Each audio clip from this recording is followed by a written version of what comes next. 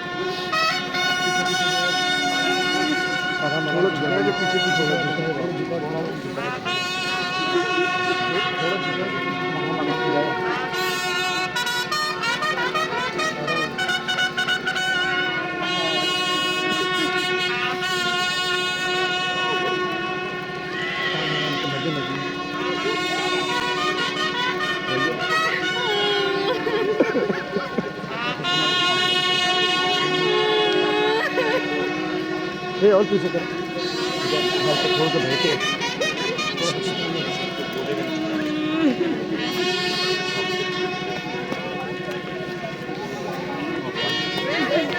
ہم منع کر رہے ہیں۔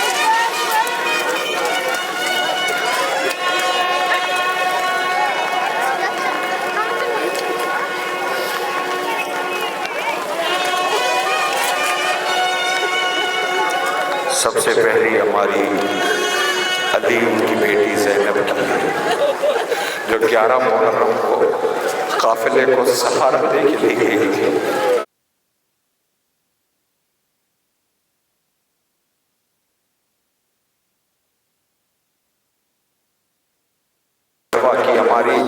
قاسم کے لاش کے ٹکڑے ہوئے تھے۔ رباب بی بی تمہارے بیٹے کو تربت سے باہر نکالا گیا تھا۔ بی بی فضہ کی ہماری لیلا شہزادی آئی ہے۔ سوگواروں، یہ بیویوں نے اپنے آپ کو ناکوں سے گرایا، اپنوں کا ماتم کرنا شروع کیا، لیکن قیامت آ گئی۔ بیویاں پچھاڑے کھا رہی تھیں، ایک ایک تربت پہ بیویاں رو رہی تھیں، ماتم کر رہی تھیں۔ کیفیت مقتل کی عجیب تھی، کیا کوئی بیان کر سکتا ہے؟ ابھی آپ نے دیکھا ہوگا کہ تھوڑی دیر پہلے بارش ہو رہی تھی تو ساری بیویوں کے لیے اہتمام کیا گیا کہ غازی کے حرم میں سب بیویوں کو لے جایا گیا، اس لیے کہ صرف بارش ہو رہی تھی۔ سوچے جہاں پتھر برس رہے ہوں وہاں علی کی بیٹیاں بے مخنو چادر بیٹھی تھیں، حسرت سے وارثوں کو تلاش کر رہی تھیں، لیکن کوئی نہ تھا۔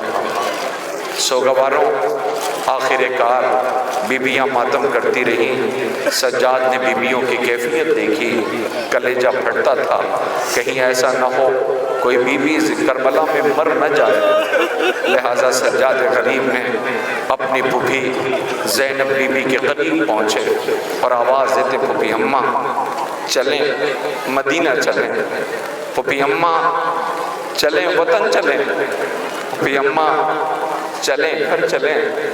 زینب نے سجاد کی طرف دیکھ کے آواز دی، بیٹا ہم مدینے جا کے کیا کریں گے؟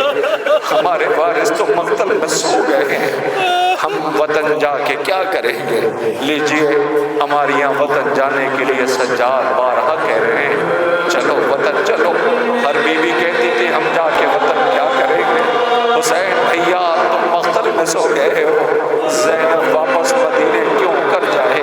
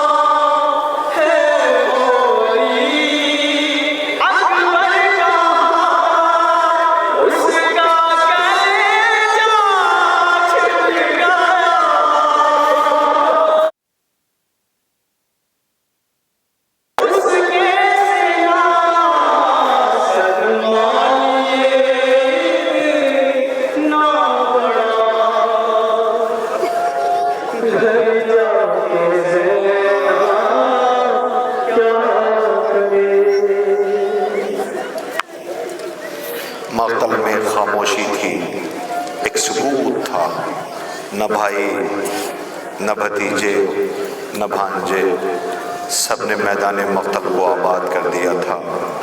سجاد غریب نے دیکھا کہ بیویاں مر جائیں گی، امام وقت نے حکم دیا کہ چلو کربلا چھوڑ دو، امام وقت کا حکم ہے۔ روتی ہوئی بیویاں اپنے وارثوں کو میدان مقتل میں، کیا قیامت تھی 2 محرم کو جب آئے تھے تو سب موجود تھے، آج زینب جا رہی ہے تو کوئی نہیں ہے۔ حسرت سے مقتل کی طرف دیکھ کے پوچھتی تھی، ہے کوئی جو مجھ زینب کو سوار کرے؟ ہے کوئی جو لیلا کو سوار کرے؟ ہے کوئی جو فروہ کو سوار کرے؟ آخر کار 28 رجب کو جو قافلہ مدینے سے چلا تھا، سب کچھ عاشور کو اجڑ گیا۔ زندان شام میں 4 برس کی بچی مر گئی، خالی گور ویران گور، بیویاں لوٹ کے آئیں۔ اب یہ سیاہ ماریاں، جھولے کی جلی ہوئی لکڑیاں، رباب اور بیویاں لے کے واپس مدینے جا رہی ہیں۔ سلام ہو ان بیویوں پر کہ جن کی گود اجڑ گئی، سلام ہو ان بیویوں پر کہ جنہیں کشاں کشاں پھرایا گیا، سلام ہو ان بیویوں پر کہ جنہیں بازاروں میں لے جایا گیا، سلام ہو ان بیویوں پر، سلام ہو ان بہنوں پر کہ جو اب بن بھائی کے کہلائیں گی، سلام ہو ان شہزادیوں پر کہ جن کا سب کچھ اجڑ گیا، بچا کچھ بھی نہیں ہے، وہ بیویاں جو بے ردا بازاروں میں لے جائی گئیں۔ سلام ہو شہزادی زینب پر، بی بی اب نانا سے ملنے مدینے جائے گی اور احوال سفر بتائے گی، نانا میں حسین کو مقتل میں کھو کے آئی ہوں، نانا تمہاری شبی کو کھو کے آئی ہوں، نانا زینب آئی ہے احوال سفر بیان کرنے۔ لو سوگواروں قیامت برپا تھی، وہ خاموشی، وہ سکوت، وہ بہتے ہوئے آنسو، وہ زینب کے سسکیاں، ام المصائب زینب کلیجے پہ زخم لیے ہوئے جا رہی ہے۔ سلام اس بی بی پر جسے زینب کہتے ہیں، بچا لائی کربلا۔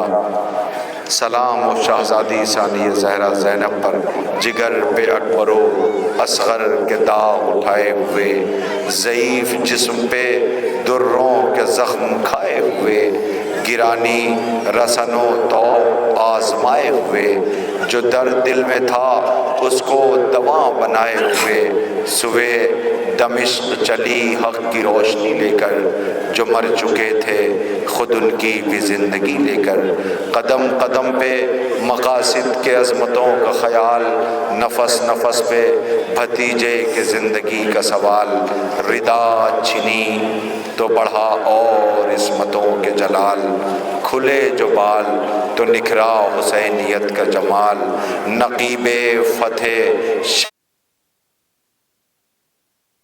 نہ تھے حسین تو زینب حسین بن کے اٹھی۔